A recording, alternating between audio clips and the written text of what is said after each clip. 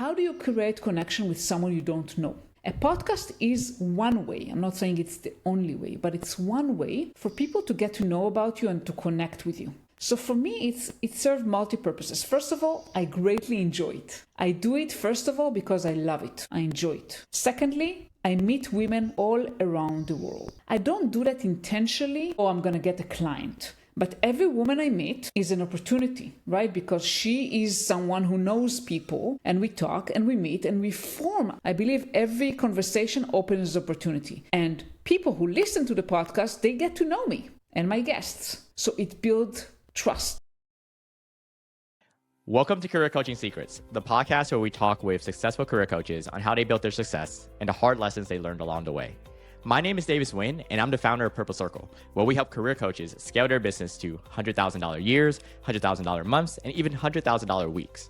Before Purple Circle, I've grown several 7- and 8-figure career coaching businesses myself, and have been a consultant at 2 career coaching businesses that are doing over $100 million each. Whether you're an established coach or building your practice for the first time, you'll discover the secrets to elevating your coaching business. Hi, Rexhen. Thank you for having me, and thank you for this incredible introduction. Limor, tell me a little bit more about what inspired you to become an executive coach and leadership mentor. It was a multi-year process. I would say that, you already mentioned that I grew my career from engineer to an engineering leader, and I moved countries, and it wasn't easy. And throughout my career, I was the only woman or one of very few women. And I noticed that the more I grew in my career, less women were around me and also less role models. Like I couldn't point a finger a lot of times on, hey, I want to become this woman. Most of the leaders were men. And I had a growing passion as I had more responsibilities and more influence to help other women. So I did that as part of my career. I try to hire more women. I try to give women the chance, to support them and help them. And I also started mentoring outside of work, like for free, just helping engineering managers. And I noticed that I really love it. I really enjoy it.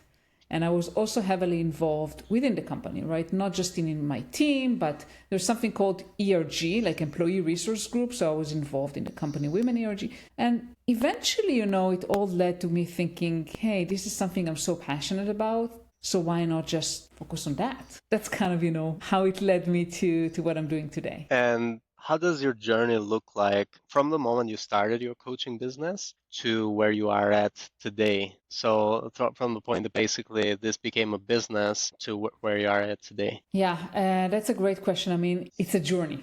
First, I'll say it's still a journey. I don't think it will ever end. When I started, as I said, I knew that I wanted to help women, but I didn't know exactly what I wanted to do. It wasn't super clear to me. Experimented with different things. I started consulting first. I continued supporting women. And eventually I took this as I want to become a coach. So I did actually a coaching training, a rigorous training and certification process. And I'm certified by the ICF and also heavily involved with the local ICF chapter. I'm the vice president there.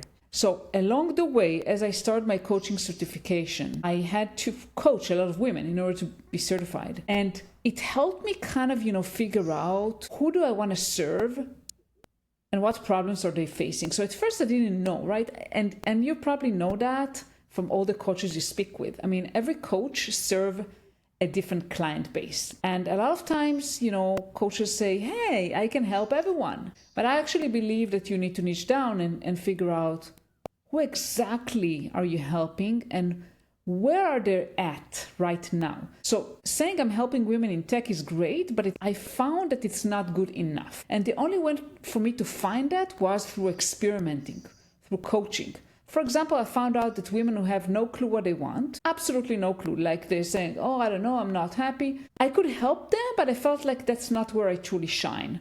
For example, career changers or people that are kind of looking, what do they want to do? I found out also job searching. Yeah, I can help women search jobs, but that's not where my passion is. And eventually it led me to figure out that I really want to help those women that are in mid-careers, especially in leadership positions, and they feel stuck. They feel like, oh, my career is not moving. Because this is I don't know if you heard the term the broken rung, but there is a term like that basically women are stuck in middle levels. So eventually, long story short, through experimenting, I found who I really want to serve, and that helped me with my marketing messages, with who I reach out to, with what programs do I build, what offers do I create. So I tailor that to the specific women that I want to serve and help. So generally, right now you're working with women in their mid-career journey in leadership roles specifically. Yeah. Where do you find your clients? So what marketing channel works best for you right now? Yeah, and I think this is a great question and a great pain point to probably almost every coach you will talk to. The challenge is that as a coach, and especially someone who transitions from corporate to a business, it's really difficult to find clients, meaning now I have to start kind of selling myself, right? So my main marketing channel is LinkedIn, actually. That's where I live and breathe. So I'm mainly there. And there are several things that I do. It's content, but content is not enough. I have my podcast, which is a great way for me, first of all, to meet incredible women. And the more people, I realize also, the more people you meet, the better you are, right? As a business owner, the more your network is bigger, the bigger your network, the more opportunities you have. So I constantly kind of, it's on LinkedIn, content, podcast, reaching out and putting myself out there in relevant avenues, like going to conferences or, places where my clients potentially are at, or maybe people who can connect me to my clients. It took me some time to realize that, and I'm very introverted. People may not notice that, but I am very introverted in nature. It makes me super uncomfortable to go to conferences or to start reaching out to people but I found that this is essential to grow my business. I have to kind of constantly put myself out there, reach out to people, not to hard sell them, but to learn more about them, to meet, to connect. And that's kind of the gist of it, I think. You mentioned the podcast as well, which we also mentioned at the beginning. I wanted to ask you, is that there's also another strategy for you potentially creating more leads? And are the guests also potential leads? Not necessarily, but I would say coaching in general. Let's generalize first. I truly believe that people do business with other people. So, and especially in coaching, it's very personal, right? I mean, you have to create a connection with someone. How do you create connection with someone you don't know? A podcast is one way. I'm not saying it's the only way, but it's one way for people to get to know about you and to connect with you. So for me, it served multi-purposes. First of all, I greatly enjoy it. I do it, first of all, because I love it. I enjoy it. Secondly, I meet women all around the world, everywhere. Like last week, my episode, I publish an episode on a weekly basis. My last week guest is from Australia. Like I talk with women all around the world. Now, I don't do that intentionally, I'm going to get a client. But every woman I meet is an opportunity, right? Because she is someone who knows people, and we talk and we meet and we form, after an episode, we form some kind of a connection, right? Because we talked, we get to know each other. So I believe every conversation opens opportunity. And people who listen to the podcast, they get to know me and my guests.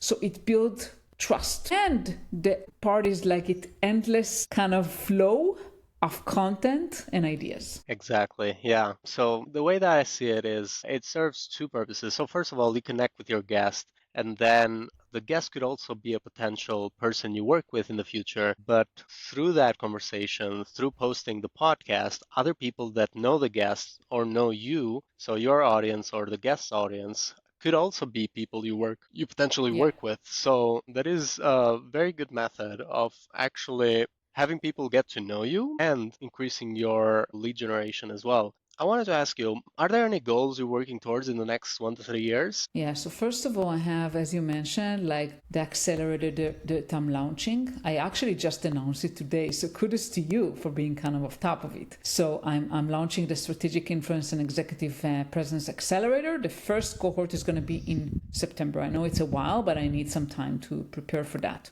And this is a combination, it's the first time I'm doing that. It's a combination between group coaching and one-to-one, because I've coached hundreds of women and I found that one-on-one is great and group is great. And I figured, why not do both? Because women need to connect with other women and form some kind of network. So that's one thing that I'm working on. The first cohort is going to be in September and hopefully not the last. So I hope that the next cohorts are going to be even more powerful, and I can bring other people, not just me, like other coaches, other women, and we create something bigger out of that, because I want to outreach to more and more women and help them. And yeah, I think that's a great way and great program, and hopefully the launch goes well. Are there, for anyone who's thinking about investing in their coaching business, in your experience, what resources or support has been most valuable for you in growing your coaching business? Several things. First of all, I think, as a coach, mindset is continuous learning all the time, and being part of different communities. So first of all, as I mentioned, like I'm the vice president of the ICF. I volunteer my time to support the ICF and other coaches in our community. While doing that, I learn a ton. So be part of some communities, right? Meet other coaches. Just today, we have this kind of learning community of several coaches in our chapter that we meet monthly, and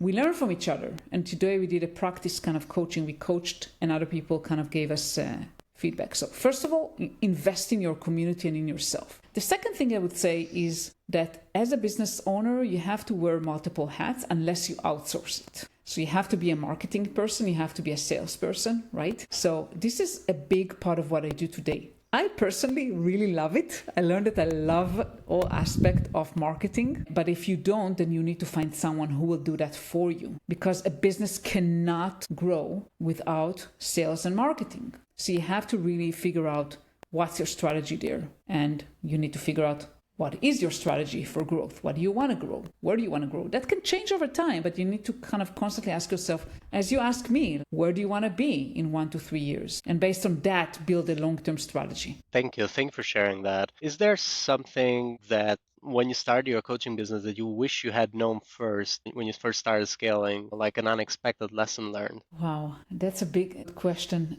I think that I wish I knew, it was 5 years ago when I actually made a transition, that just posting content alone is not going to grow my business. I think that I was hoping that I will not have to get out of my comfort zone and start reaching out to people and, eventually selling myself. And along the way, I found out that that's not going to work. Like, you cannot just constantly post content and expect people to find you, contact you, and buy from you. It can happen, but in most cases, you need a combination of content, but also an outreach. And if I knew that sooner, I would have done that sooner. Yeah, so it goes back to marketing, right? Yeah. So further on your journey, you basically learned what marketing strategy worked best for you, and is basically a combination of outreach and content, which I totally agree to, because content might even be, because it's organic, could be to some extent not very predictable, while as if you are outreaching, you have control of how many people you outreach and might also have some control of the results as well over time.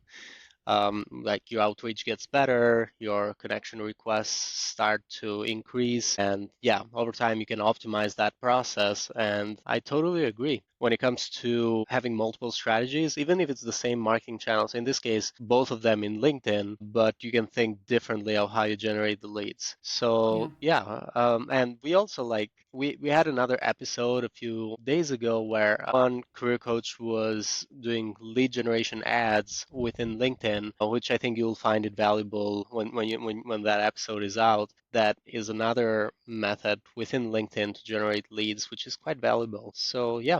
I would love to hear that. Yeah. Always, as I said, I'm always interested in learning. Yeah, all of us are. So in terms of challenges, what are some of the biggest, I'm guessing there is lead generation, but what are some of the biggest challenges you faced in scaling your coaching business, or that you're still facing today? I think it's multiple things. First of all, I would say the biggest challenge is predictability. Because when you coach people and you work on a one-to-one, it fluctuates. Sometimes I can have like times I barely, have time to breathe, and then times that it slow down. And my goal is to create some level of predictability. I don't expect it to be like a paycheck, right? That I know that I get X amount every month, but I do want to have some predictability. And I learned that if you want predictability, you need to think about how do I create predictability. So for example, the Accelerator I'm launching is a way to create, I'm not launching it just for that. I actually think it's going to be a valuable program.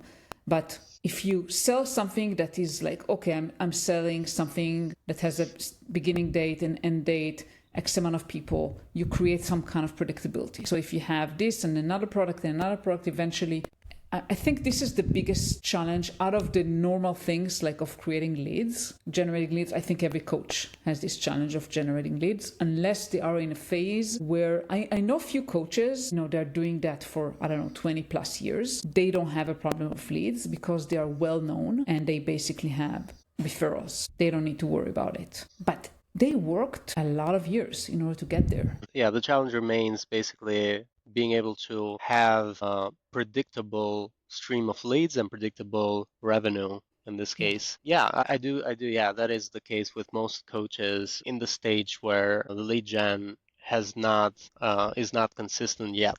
Even in Purple Circle, this is one of the things that we cover as well, that in order to get to that $1 million in profit, you would need to have a consistent stream of leads, a consistent stream of sales, and also consistent results. So the bottlenecks move from one to the other. So once you have leads coming in consistently, then the problem becomes the sales. How many of those are you selling? Once you fix sales, then you're getting a lot of people into your program. Then it is a matter of quality. Can you deliver the same high quality coaching to 1,000 people versus 100 people that we were doing initially? So that's another challenge. It comes down to maybe hiring another coach.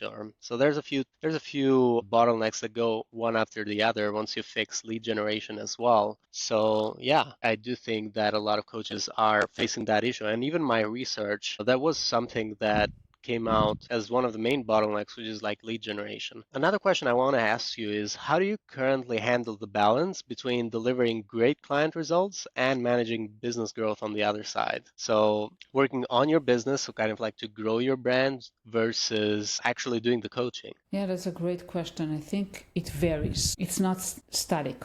Like, for example, I'll give you an example. Last year, I was working towards my so I told you, like, I got certification and I was working towards my PCC certification. It's an ICF, like in the ICF, they have levels. So I was focusing a lot of coaching. I actually coached in less than a year. I did something around 500 hours. Like, I coached a ton because my goal for that year was to get the experience and the level of a professional coach. After I've done that, then the goal did not become like the quantity, but actually the focus, right? As I told you, the more I coached, the more I learned what is my niche, where do I want to focus. So now my focus is a lot about building my business, about, as you said, like creating the systems in place to get leads, they reach out, while I still coach. But actually my strategy now is different. I want to coach less people, but create a greater impact, if that makes sense. Makes a lot of sense. Yeah. And is there like any aspect of running your coaching business right now that would figuratively keep you up at night? Any worries? Keep me up at night. It's a strong statement, isn't it? Yeah. I don't know. I mean, again, it comes and goes. I mean, obviously, I want a sustainable business. So it comes and goes sometimes like, oh my God, what am I doing? Am I going to be able to make it or not? But in general, I mean, I think that when I get the right support system and I have consistent, effort towards my goals, I know that I'll get there eventually. Yeah, totally. And a lot of coaches have gotten there. We have proof of that as well. So it's more about consistently trying and improving on your business. So is there any final advice you'd like to give to other career coaches who are going to be watching this podcast episode? For sure. So first of all, I mean, I would say to all career coaches, ask yourself, why are you doing that? Why? Because the thing is, it's not always easy to be in that business, and there are so many coaches. And when you ask yourself the why, it serves to several purposes. Why am I doing that? So I will be motivated, right? I have a mission. I want to help women. I know the why. I have a strong why that is beyond just I want to make money as a coach. And the second thing of why am I doing that? I know that I want to make a difference. So I know who I want to serve and I know what differentiates me from others. Because I believe everyone has a differentiator. Everyone serves other people and doing it differently. So figure out what your motivations are and what impact you want to make. And that can help you narrow down your niche, your focus, and also help you when you're struggling. Thank you so much, Limor. It's been a pleasure having you on the podcast. And for anyone who wants to find you or connect with you in the future, they can find you on LinkedIn at Limor Bergman Gross. And they can connect with you there. Also, they can connect with you on limorbergman.com on your own website. Is that it? Are there other methods they can reach out to you? I think, I always tell people LinkedIn is probably the best because the website is a website, but I want people to get to know me. And LinkedIn is like, I constantly there and I post new things. So you can kind of... everything is there. Like if you're following me there or connect with me there, you'll not miss anything that is going on. Well, thank you so much. It's been a pleasure having you on the podcast. So yeah, thank you for coming. Thank you so much, Rexhen. It's been a pleasure. That's it for this episode of Career Coaching Secrets. If you enjoyed this conversation, you can subscribe on YouTube, Spotify, Apple Podcasts, or wherever you're listening to this episode to catch future episodes. This podcast was brought to you by Purple Circle, where we help career coaches scale their business to $100,000 years, $100,000 months, or even $100,000 weeks, all without burning out and making sure that you're making the impact and having the life that you want. To learn more about our community and how we can help you, visit joinpurplecircle.com.